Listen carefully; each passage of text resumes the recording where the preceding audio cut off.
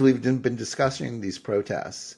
I mean, how does Israel go forward from these circumstances, even as those involved in the protests and their foreign fans and enablers are all patting themselves on the back about how they saved democracy? But how does democracy function in the future with this precedent having been set?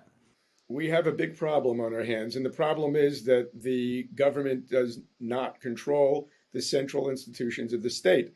So if we've got a situation here where pilots can say we're just not showing up for reserve duty, and other soldiers in other units say, yeah, we're not going to show up for reserve duty, well then you don't have an army, right? I mean, if insubordination goes unpunished, then you don't actually have an army, right?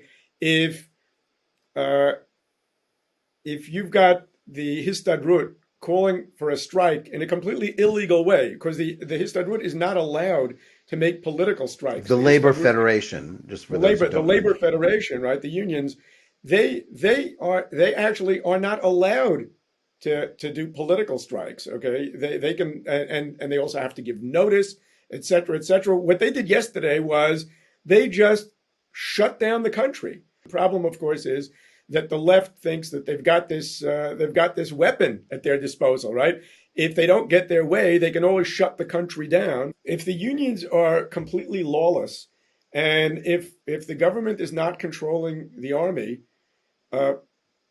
then we don't really have a functioning country. And what we need to do now, way more important than judicial reform, is get the institutions of this country under control.